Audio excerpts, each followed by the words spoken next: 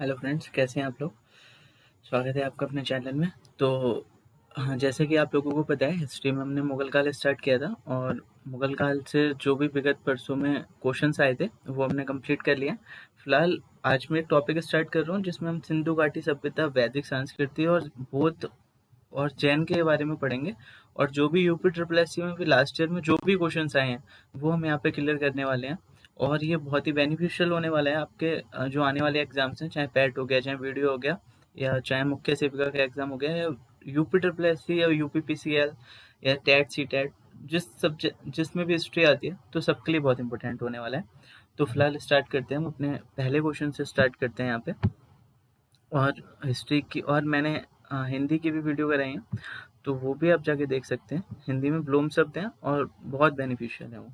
तो फिलहाल हम यहाँ पे पहले से स्टार्ट करते हैं कि हड़प्पा सभ्यता के एक हिस्से लोथल की खोज किसने की थी। तो जैसा कि आपको पता है, जब सिंधु घाटी सभ्यता स्टार्ट हुई थी तो उसमें बहुत सारे हिस्से थे उसके, जिसकी अलग अलग जो हमारे उन्होंने खोज किया। तो इन्होंने हमसे क्या पूछा, लोथल की खोज किसने की थी। तो लोथल की खोज किसने की है, एस आर राव ने। किसने की है, एस आर राव ने। तो यहाँ पे इन्होंने लिखा भी है कि अहमदाबाद जिले गुजरात के ये सराकवाला ग्राम से 80 किलोमीटर दक्षिण भोगवा नदी, ये आप ध्यान रखेंगे, ये पूछ सकता है कि कौन सी नदी के तट पर लोथल है, तो भोगवा नदी के तट पर है। ठीक है, किसने किया, एस आर राव ने किया। और कब किया, 1994 में। ठीक है, तो जो हड़प्पा सभ्यता का एक हिस्सा क्या है, लोथल। तो लोथल की खोज एस आर राव ने कहाँ पे किया, भोगवा नदी के पास किया और 1954 में किया। ठीक है, ये आपको याद रखना है। और ये कहाँ पड़ता है, अहमदाबाद जिले। ओके, सेकंड क्वेश्चन की ओर हम चलते हैं कि हड़प्पा में इनमें से कौन सा नगर 3 भागों में विभाजित था। तो हड़प्पा के जैसे अलग अलग प्रकार के नगर थे, तो वो पूछ रहे कौन सा नगर 3 भागों में विभाजित था। तो ये था धोलावीरा। कौन सा था, धोलावीरा। ठीक है, तो हड़प्पा का धोलावीरा जो 3 भागों में विभाजित था, ये भी कहाँ पड़ता है, गुजरात राज्य के कच्छ जिले में पड़ता है। ठीक है, और ये आप ध्यान रखेंगे कि ये वो कभी कभी पूछ सकता है कि धोलावीरा को स्थानीय में मतलब किस नाम से जानते हैं। तो कोट द टिम्बा करके इसे वहां पे जानते हैं। तो पहला क्वेश्चन था हमारे लोथल। तो लोथल की खोज एस आर राव ने की थी। कौन सी नदी के तट पर की है, भोगवा नदी के तट पर करी है, 1954 में करी है। ठीक है, और 3 भागों में कौन सा बटा हुआ है, धोलावीरा। 3 भागों में कौन सा विभाजित था, धोलावीरा। और लोथल की खोज किसने की है, एस आर राव ने की है। ठीक है, नेक्स्ट क्वेश्चन की ओर हम चलते हैं। पहले मैं आपको ये वाला करा देता हूँ नेक्स्ट कि मोहनजोदड़ो शब्द का अर्थ क्या था। तो जो मोहनजोदड़ो शब्द था उसका अर्थ क्या था, उसका अर्थ क्या है, mount of the dead. Mount of the dead. तो जो मोहनजोदड़ो सिंधु सभ्यता का केंद्रीय नगर था जिसकी खोज किसने की है, ये भी ध्यान रखेंगे। अब वो पूछ लेगा कि मोहनजोदड़ो की खोज किसने की है, ये वाला क्वेश्चन नहीं पूछ के वो क्या पूछेगा, तो किसने की, रखालदास बनर्जी ने 1922 में की थी। कहाँ पे, कब की थी, 1922 में। किसने की थी, रखालदास बैनर्जी ने। और इसका शाब्दिक अर्थ क्या है, मृतकों का टीला। ये बहुत बार क्वेश्चन पूछा गया है, काफी परीक्षाओं में पूछा गया है कि माउंट ऑफ द डेड क्या है, तो मोहनजोदाड़ो था। और अभी ये कहाँ है, पाकिस्तान के सिंध प्रांत के लड़काना जिले में स्थित है।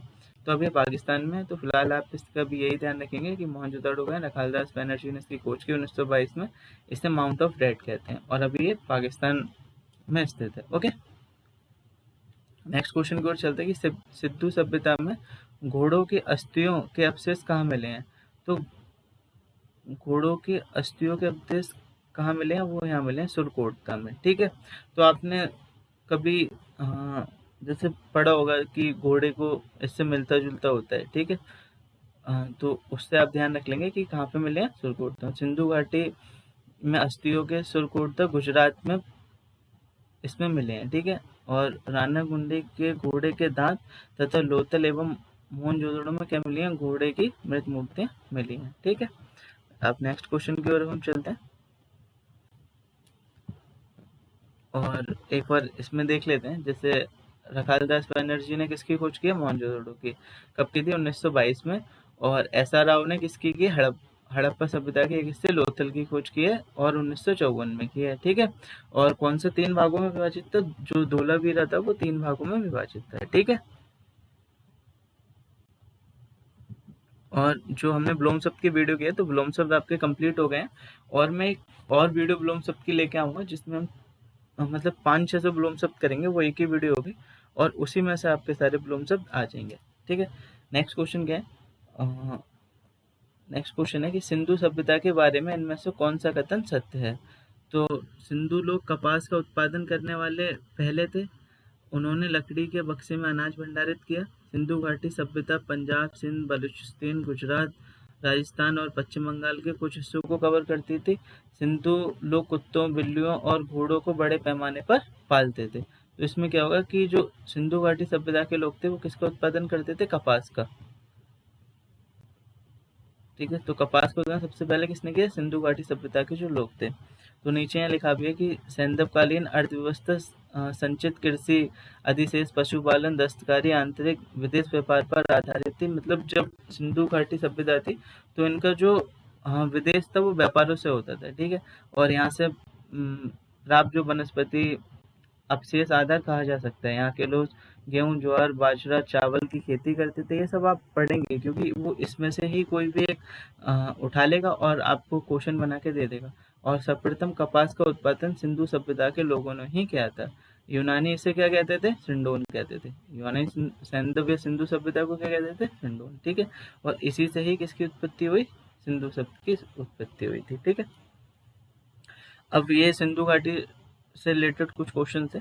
अब हम चलते हैं वैदिक संस्कृति पर। ठीक है, तो वेद उपवेद, इसका आपको एक बार वैसे पढ़ने कंटेंट तो आप मुझे कमेंट कर सकते हैं, मैं आपको छोटे छोटे उसमें वीडियोस में ये सब क्लियर कर दूंगा। ओके, तो फर्स्ट हम चल रहे हैं, निम्न में से कौन सा उपवेद नहीं है? ठीक है, तो सभी ने पढ़ा है कि उपवेद, उपवेद जैसे वेद तो आपने पढ़े हैं, ऋग्वेद, सामवेद, अथर्ववेद, ये सारे आपके क्या हैं? वेद हैं।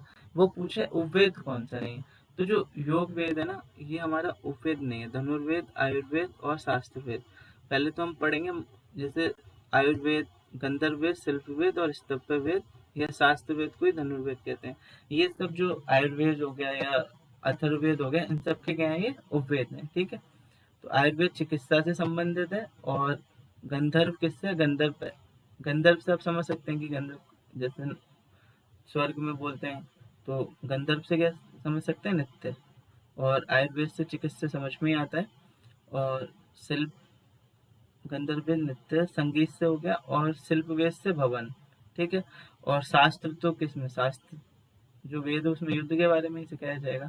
तो वो पूछ लेगा कि कौन सा उपवेद किससे रिलेटेड है। ओके, तो कौन सा उपवेद किससे रिलेटेड है एक बार बता देता हूँ मैं आपको। जो आयुर्वेद है वो चिकित्सा से है, गंधर्वेद नृत्य और संगीत से है, और शिल्पवेद भवन निर्माण से है, और शास्त्रवेद किससे? युद्ध से है। ठीक है, नेक्स्ट की ओर चलते हैं। वैदिक देवता इंद्र किसके देवता थे? जो इंद्र हैं वो उस समय किसके देवता माना जाता था? तो हवा और व चक्रवात के, मतलब वर्षा के जो देवता थे वो नहीं माना जाता था। किसे? इंद्र को। और उस समय इंद्र की बहुत पूजा की जाती थी।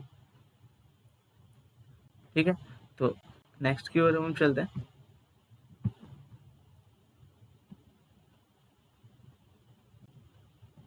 तो इन्होंने यहाँ दे भी रखा है कि जो ऋग्वेद में सबसे प्रतापी देवता कौन थे? इंद्र थे। ठीक है, ऋग्वेद में बताया गया है कि प्रतापी देवता उस समय कौन थे? इंद्र थे, जिन्हें पुरंदर अर्थात किले को तोड़ने वाला कहा गया है। इंद्र आर्यों के युद्ध नेता के रूप में चित्रित किया गया है, और असुरों से लड़ने आर्य सैनिक का नेतृत्व किया। तो इसमें ये लिखा है, और ये आप ध्यान रखेंगे कि ऋग्वेद में इंद्र पर कितने सूक्त हैं, तो वो पूछ लेगा कितने हैं, तो 250 हैं, 250। ठीक है, और किसके देवता माने गए? वर्षा और बादल के। नेक्स्ट क्वेश्चन क्या है?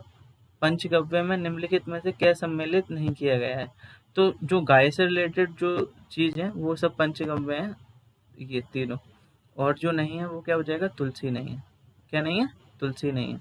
बल्कि ज्यादातर लोगों को लगता है कि तुलसी उसमें। तो गाय का दूध, घी, मूत्र, गोबर से निर्मित पंचगव्य कहलाता है। आयुर्वेद में इस औषधि को मान्यता प्राप्त है, और तुलसी इसका हिस्सा नहीं है। और ये नेक्स्ट क्वेश्चन दे रखा है। हम्म, और जो भी वीडियो है ब्लूम शब्द की हिंदी की, वो आप देख लें। ब्लूम शब्द कंप्लीट हो गए। बाकी आपको हिंदी में क्या पढ़ना है आप बता सकते हैं, और हिस्ट्री में हम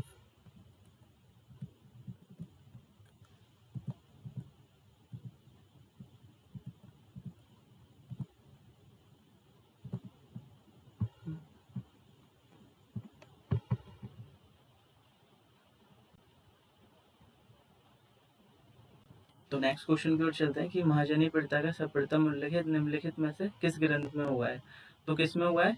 शतपथ ब्राह्मण में। किस में हुआ है? शतपथ ब्राह्मण में। तो महाजनी पिता का सर्वप्रथम उल्लेख शतपथ ब्राह्मण ग्रंथ में हुआ है। इसे सूतखोर की क्या कहा गया? ये क्वेश्चन आ सकता है, ठीक है।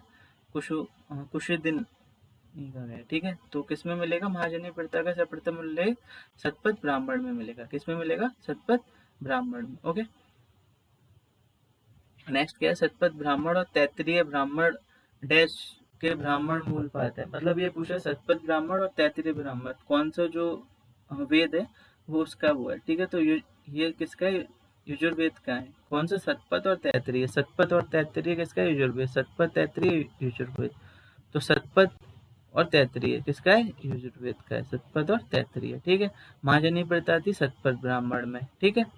और इसे क्या गया है? सूतखोर की और पंचकाम्य में तुलसी शामिल नहीं है, ठीक है। और नेक्स्ट क्वेश्चन की ओर हम चलते हैं।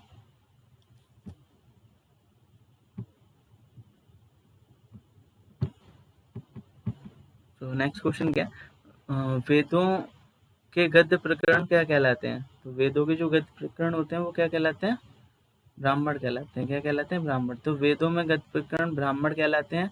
ऋग्वेद के ब्राह्मण ग्रंथ को तैत्तिरीय व कौस्तिकी, यजुर्वेद, ये आप ध्यान रखेंगे कि ऋग्वेद का जो ब्राह्मण ग्रंथ है उसे क्या बोला है?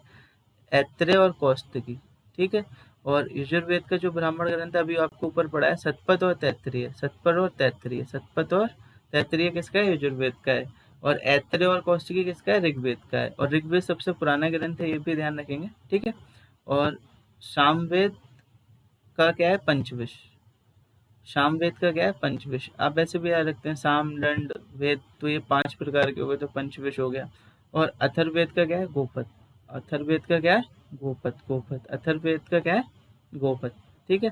और ये सबसे नया मतलब माना जाता है जो अभी लिखा गया है। और उसमें से जितनी भी तंत्र मंत्र की विद्याएं वो अथर्ववेद में है, ठीक है। तो तंत्र मंत्र क्या करता है? गोल गोल घुमाता है, ठीक है। तो अथर्ववेद से क्या हो जाएगा? गोपद। तंत्र मंत्र हमें क्या घुमाता है? गोल गोल घुमाता है। तो गोल गोल घुमाएगा तो गोल गोल से गोपद, और गोपद किसका हो जाएगा? अथर्ववेद का, ठीक है। और ऋग्वेद सबसे पुराना है, तो ऐत्रेय और कौस्तिकी, ऐत्रेय और कौस्तिकी, ऐत्रेय और कौस्तिकी, ठीक है।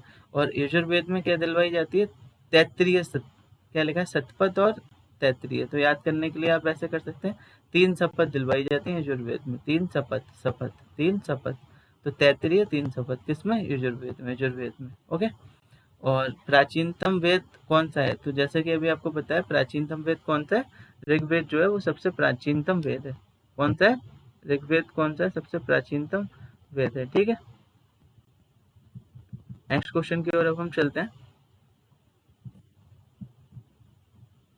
तो नेक्स्ट क्वेश्चन क्या है अपना?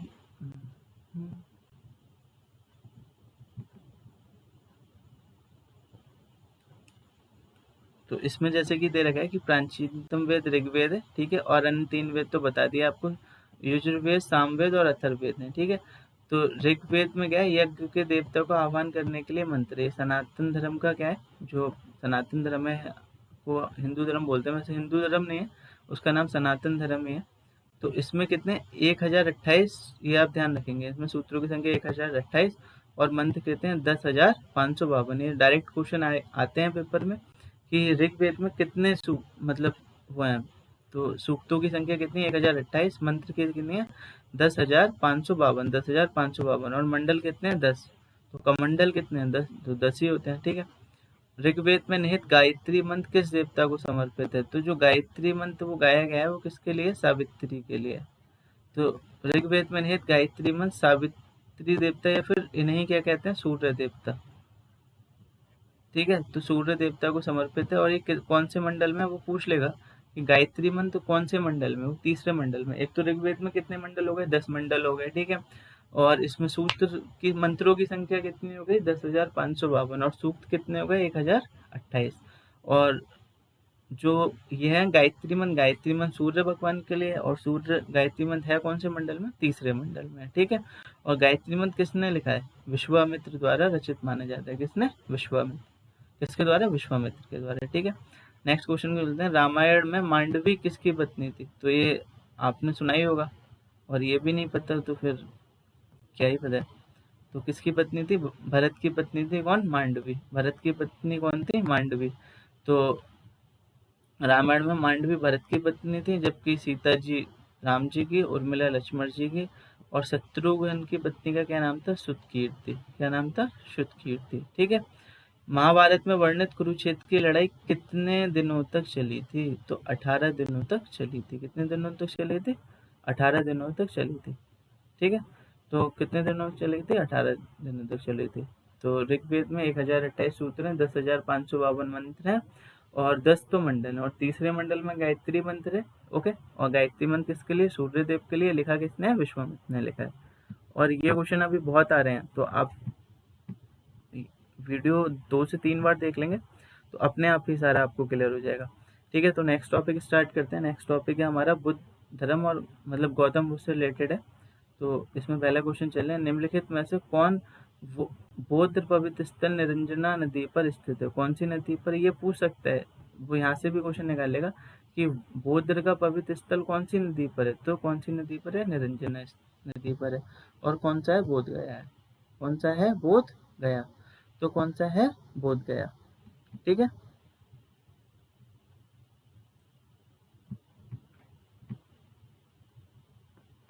तो यहाँ पे दिया है कि निरंजना नदी पर कौन सा है? बोध गया स्थल स्थित है, और गौतम बुद्ध को ज्ञान की प्राप्ति हुई थी, इसके पश्चात वह बुद्ध के नाम से प्रसिद्ध हुए, तभी से ये रेड है। और ये ध्यान रखेंगे, सन 2000 इसे यूनेस्को में कब शामिल किया गया? तो सन 2002 में। ठीक है। बोध गया को, और बोध गया क्या है? निरंजना नदी पर स्थित है। सेकंड क्वेश्चन क्या है? बोध गया एक महत्वपूर्ण बौद्ध तीर्थ केंद्र क्यों है? तो क्यों है ये सभी को पता है, क्योंकि गौतम बुद्ध ने ज्ञान प्राप्त किया था। ओके। गौतम बुद्ध ने कहाँ पे ज्ञान प्राप्त किया था? बोध गया में। और बोध गया कहाँ पे? निरंजना नदी पर। कहाँ पे? निरंजना नदी पर। गौतम बुद्ध कहाँ गए थे? निरंजना नदी पर। कहाँ गए थे? निरंजना नदी पर। ओके। और ज्ञान प्राप्त करने के बाद गौतम बुद्ध को किस रूप में जाना जाता है? तो बुद्ध के रूप में जाना जाता है। आज भी सभी जानते हैं ना। ठीक है। और नेक्स्ट क्वेश्चन की ओर चलते हैं। तो नेक्स्ट क्वेश्चन क्या है?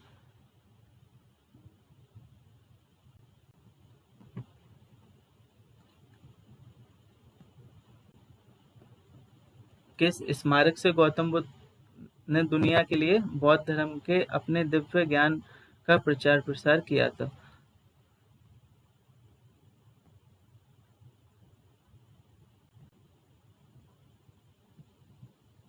तो किस स्मारक से गौतम बुद्ध ने दुनिया के लिए अपने, तो इसमें क्या है? गौतम बुद्ध को बोध गया वर्तमान में महाबोधि मंदिर समूह में ज्ञान प्राप्त हुआ था। ठीक है।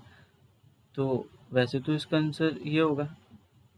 इस ज्ञान का प्रवर्तन प्रचार आरंभ चक्र प्रवर्तन ऋषि पतन सारनाथ वाराणसी से किया गया है। विकल्प में सारनाथ न होने के कारण महाबोधि को उत्तर के रूप में चयन किया जा सकता है। वैसे तो अगर इसका आंसर आएगा तो आप सारनाथ मारेंगे। ठीक है। जो किस स्मारक से, तो वो सारनाथ में ही है। ठीक है। लेकिन सारनाथ नहीं है तो आप इसे भी आंसर बना सकते हैं, मतलब। ओके। जैसे कोई पूछता है कि ताजमहल मतलब अकबर का मकबरा कहाँ पे है, तो आगरा भी आता है और वहाँ पे सिकंदरा भी आता है। ठीक है। तो अगर सिकंदरा ऑप्शन है तो आप सिकंदरा मारेंगे, आगरा नहीं मारेंगे। अगर सिकंदरा नहीं है तब आप आगरा को चूज करेंगे। ठीक है। तो वैसे ही कुछ है। तो और बुद्ध को परिवहन कहाँ से प्राप्त हुआ था? तो कुशीनगर से। कहाँ से? अब बोध गया से कुशीनगर। तो महात्मा बुद्ध को मल्ल गणराज्य की राजधानी कुशीनगर में 483, ये आप सन ध्यान रखेंगे, ईसा पूर्व परिनिर्वाण प्राप्त हुआ था। बौद्ध ग्रंथों में इसमें जो आपको याद रखना है, तो ये जो दिया देखो, सारनाथ में उन्होंने अपना क्या दिया था, वो पूछेंगे कि बौद्ध का प्रथम उपदेश कहाँ दिया गया था? सारनाथ में। और उसे ही हम क्या कहते हैं? धम्म चक्र परिवर्तन। अब वो डायरेक्ट पूछ लेगा धम्म चक्र परिवर्तन कहाँ हुआ था? सारनाथ में। बुद्ध ने अपना पहला उपदेश कहाँ दिया था? सारनाथ में। ज्ञान कहाँ प्राप्त हुआ था? बोध गया। कौन सी नदी पर? निरंजना नदी पर। तो ये सारे क्वेश्चन आपको एकदम वर्ड टू वर्ड पता होने चाहिए। नेक्स्ट चलते हैं 6 पे। उस स्थान का नाम बताएं जहाँ बौद्धों की मान्यता के अनुसार गौतम बुद्ध ने अपनी मृत्यु के बाद परिनिर्वाण प्राप्त किया था। परिनिर्वाण किया था जब, मतलब एक तरह से जब प्राण मतलब त्यागते हैं तो ये क्या है, कुशीनगर में। ठीक है, कहाँ पे, कुशीनगर में। नेक्स्ट क्वेश्चन क्या है, बौद्धों के लिए उत्तर प्रदेश में स्थित सारनाथ क्यों महत्वपूर्ण है। ठीक है, तो सारनाथ महत्वपूर्ण क्यों है, तो सारनाथ महत्वपूर्ण क्यों है, अभी आपको पीछे वाले क्वेश्चन में पढ़ाया था। क्योंकि ज्ञान प्राप्त करने के बाद भगवान बुद्ध ने अपना पहला उपदेश कहाँ दिया था, सारनाथ में ही दिया था। बोध गया से ज्ञान प्राप्त करके कहाँ पहुंच गया, सारनाथ में इन्होंने अपना उपदेश दिया। ठीक है, बुद्ध ने अपना पहला उपदेश कहाँ दिया, बार बार देख लो, रिपीटेडली यही क्वेश्चन आया है, कहाँ पे दिया, सारनाथ में। नेक्स्ट की ओर चलते हैं, बुद्ध ने अपना पहला धर्म प्रदेश देते हुए अपने मतों की आधारशिला कहाँ रखी, सारनाथ। रिपीटेडली क्वेश्चन पूछा गया है ये वाला। ठीक है, गौतम बुद्ध ने अपना, इनका ये भी याद रखेंगे, इनका जन्म कहाँ हुआ था, कपिल वस्तु के निकट लुम्बिनी नामक स्थान पर हुआ था। ठीक है, महात्मा बुद्ध का पहला मतलब पहला उपदेश कहाँ था, सारनाथ में था। और 5 ब्राह्मण और इन्होंने अपना प्राण कहाँ पे त्यागे थे, वो कुशीनगर में त्यागे थे। ठीक है, और कितने ब्राह्मणों को, 5 सन्यासी ब्राह्मणों को अपना उपदेश दिया, जिससे बौद्ध में क्या क्या गया है। अब वो डायरेक्ट उपदेश न पूछ के पूछ लेगा धर्मचक्र परिवर्तन कहाँ हुआ था इनका। ठीक है, नेक्स्ट चलते हैं 10, गौतम बुद्ध ने धर्मचक्र परिवर्तन सूत्र का उपदेश कहाँ दिया है, तो वही सारनाथ। रिपीटेडली यही सेम क्वेश्चन पूछा है इन्होंने, और गौतम बुद्ध से वही रिलेटेड 10-15 क्वेश्चन बनते हैं। तो जैसे गौतम बुद्ध हो गया, जैन धर्म हो गया, तो वो आप याद कर लेंगे तो फिर बाहर नहीं जाने वाले आपका। नेक्स्ट क्वेश्चन की ओर चलते हैं, पाली में बौद्ध ग्रंथों को आमतौर पर त्रिपिटक यानी थ्री फोल्ड बास्केट कहा जाता है, निम्नलिखित में से त्रिपिटक नहीं है। ठीक है, तो वो पूछता है कौन कौन से त्रिपिटक है, तो अभिधम पिटक है, सूत पिटक है, और विनय विनय पिटक भी है। तो अभिधम पिटक है, सूत पिटक है, और विनय पिटक भी है। ये नहीं सुना उपसका पिटक, तो ये वाला गलत हो जाएगा, बाकी मतलब सी वाला आपका। तो पाली में बौद्ध ग्रंथों का आमतौर पर त्रिपिटक या फिर इसे थियोफोल्ड बास्केट भी कहा जाता है। ये भी पूछ सकते हैं कि थियोफोल्ड बास्केट क्या है, तो क्या है, जो त्रिपिटक है जो बौद्ध ने दिए थे। ठीक है, इनमें सूत पिटक है, विनय पिटक है, अभिधम पिटक है। ठीक है, त्रिपिटक बौद्ध का प्रमुख ग्रंथ है, तो बौद्ध का प्रमुख ग्रंथ वो पूछ लेगा कौन सा है, तो त्रिपिटक है। ठीक है, और इसकी भाषा क्या है, पाली है। इसकी वो लैंग्वेज पूछेगा कि जो बौद्ध का जो ग्रंथ है त्रिपिटक, वो कौन सी भाषा में, पाली भाषा में। तो इन्हें ज्ञान कहाँ प्राप्त हुआ था, निरंजना नदी पर प्राप्त हुआ था। ठीक है, जैसे कि अभी आपको बताया था, बोध गया में, प्राणगंज आ गया, कुशीनगर में, बाकी जो उन्होंने किया सब सारनाथ में गया, जो भी क्वेश्चन आपके बनेंगे। तो अब पूछे नागार्जुन कौन थे, तो नागार्जुन कौन थे, बौद्ध दार्शनिक कौन थे, नागार्जुन थे, कौन थे, बौद्ध दार्शनिक थे। नागार्जुन बौद्ध के दार्शनिक थे, वह कुषाण शासक कनिष्क के समकालीन थे। अब वो ये भी क्वेश्चन बन जाते हैं कभी कभी कि नागार्जुन किसके मतलब समकालीन थे, तो कुषाण के शासक कनिष्क के क्या थे, समकालीन थे। और इन्होंने किसकी रचना की, प्रज्ञा पारमिता। अगर पेपर टफ बनेगा तो फिर इस टाइप के भी क्वेश्चन आते हैं। ठीक है, और शून्यवाद का सिद्धांत कहाँ से आया है, वो यहीं से आया है, शून्यवाद बात का। तो किसने किया था, नागार्जुन ने किया था। ठीक है, नेक्स्ट क्वेश्चन की चलते हैं, भारत में स्थित किस शहर को विश्व का सबसे पुराना स्थल माना जाता है, तो बनारस। तो बनारस के बारे में एक बात कही जाती है कि जीवन में सबको एक ना एक बार बनारस हो ही आना चाहिए। ठीक है, तो अगर दोस्तों आप लोगों को मौका मिले तो बनारस जरूर होके आए। और हिंदू पौराणिक कथा के अनुसार बनारस या काशी विश्व का सबसे प्राचीनतम शहर है। बुद्ध काल में वाराणसी काशी विजय की राजधानी है। तो हम बाहर घूमने मतलब चाहते हैं, लेकिन जो हमारी पहचान है या वो सारी चीज़ें, तो उन्हें ही हम भूले बैठे हैं। तो अगर मौका लगता है तो ज़रूर एक बार होके आए बनारस। राजा बिंबिसार के दरबार में उस प्रसिद्ध चिकित्सक का क्या नाम था जो भगवान बुद्ध के निजी चिकित्सक थे, तो भगवान बुद्ध के जो निजी चिकित्सक, वो पूछेगा आपसे बार बार, कौन थे, जीवक। कौन थे, जीवक। और ये कहाँ पे रहते थे, बिंबिसार के दरबार में भी रहते थे। तो जीवक प्रसिद्ध भारत के प्रसिद्ध आयुर्वेदाचार्य उस समय थे, और वे गौतम बुद्ध के निजी चिकित्सक व बिंबिसार के चिकित्सक थे। और उस समय राजा कौन था, वो पूछ लगे गौतम बुद्ध के समय, तो वो राजा बिंबिसार। ठीक है, तथा अजातशत्रु कौन था, बिंबिसार का पुत्र था। आप जानते हैं इनके बारे में, इतने महान थे।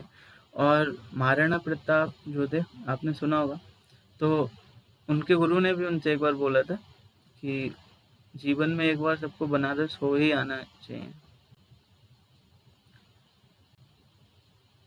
तो आपको प्राउड करना चाहिए आप लोग जहाँ से आते हैं। चलिए जैन धर्म की ओर चलते हैं। फिलहाल तो अभी पेपर पे ही ध्यान है। तो पहले जैन तीर्थकारक कौन थे? तो पहले जैन तीर्थकारक कौन थे? ऋषभदेव थे। कौन थे? ऋषभदेव थे। कौन थे? ऋषभदेव थे। तो जैन परंपरा के अनुसार जैन में कुल कितने 24 तीर्थकार हुए। जैन धर्म के मूल संस्थापक किसे माना जाता है? ऋषभदेव, या आदिनाथ के नाम से भी इन्हें माना जाता है। और 23 भी बहुत पूछे जाते हैं। 23 पार्श्वनाथ थे, ठीक है। और महावीर स्वामी को तो सभी जानते हैं, मतलब सुना ही होगा आपने नाम अगर पढ़ाई कर रहे हैं आप तो। और महावीर स्वामी कौन से थे? 24 थे। तो पहले कौन से हो गए आपके? ऋषभदेव हो गए। और 23 में जरूर ध्यान रखना पार्श्वनाथ हो गए। और 24 में तो महावीर स्वामी आपके हो ही गए, ठीक है। और ये कब थे? 6ठी शताब्दी के समथिंग थे, ओके। नेक्स्ट क्वेश्चन की ओर चलते हैं। 24 पूछेगा तो 24 तो आप सब अभी बताइए कौन थे? महावीर थे, महावीर।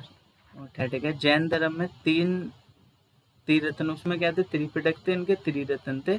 और निर्वाण का मार्ग कहा जाता है, मतलब सेम ही थे, बट इनका ना लैंग्वेज का फर्क था, इसलिए एक आगे बढ़ गया, एक बहुत पीछे रह गया। और वे क्या थे?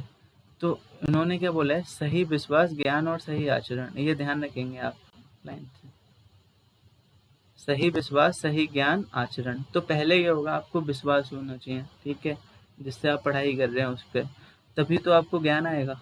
और जब आपको ज्ञान आ जाएगा तो आपका आचरण अपने आप ठीक हो जाएगा, ठीक है। आजकल लोग गुरु जो अपने उनका अनादर करते हैं, लेकिन जो हमारी संस्कृति रही है उसमें ऐसा नहीं है।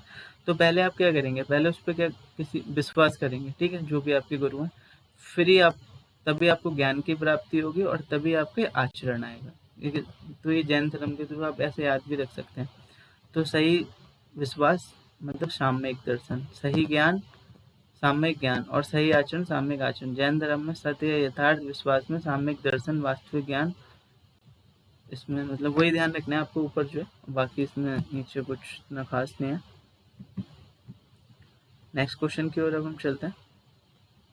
और जो वीडियो बहुत बेनिफिशियल है, तो आप जो फ्रेंड्स पढ़ाई कर रहे हैं तो उनके साथ भी शेयर कर सकते हो और सब्सक्राइब करिए दोस्तों चैनल को। बाकी जो हिंदी की वीडियोज़ हैं ब्लूम शब्द आप चेक कर सकते हैं, और एक ब्लूम शब्द की वीडियो आएगी जिसमें मैं 500-600 ब्लूम शब्द करा दूँगा, तो वो आप देख लेंगे तो जितने भी आपके पेपर्स हैं तो वो लाइफ टाइम के लिए हो जाएगा। और हिस्ट्री में कल 1-2 वीडियो आके फिर हम मॉडर्न स्टार्ट करेंगे, और मॉडर्न भी 2-3 वीडियो में कंप्लीट कर लेंगे, ठीक है। मनुष्य जीवन का सर्वोत्तम ध्येय है और केवल्य जिसका अर्थ है, तो इच्छाओं पर विजय प्राप्त करना, इसका जो अर्थ है। तो जैन धर्म के अनुसार मनुष्य का चरम लक्ष्य केवल्य की प्राप्ति, मतलब अपनी जो इच्छाएं हैं, इंद्रियों पर विजय प्राप्त करना है, ठीक है। तो नेक्स्ट वीडियो कल आपकी आएगी, 1-2 वीडियो और मतलब सल्तनत काल और इसी में हर्षवर्धन वगैरह की आएंगी। और बाकी चलिए मिलते हैं दोस्तों, थैंक यू, जय हिंद। और कमेंट सेक्शन में ज़रूर बताएं कैसी लग रही है आप लोगों को वीडियो। ओके, जय हिंद दोस्तों।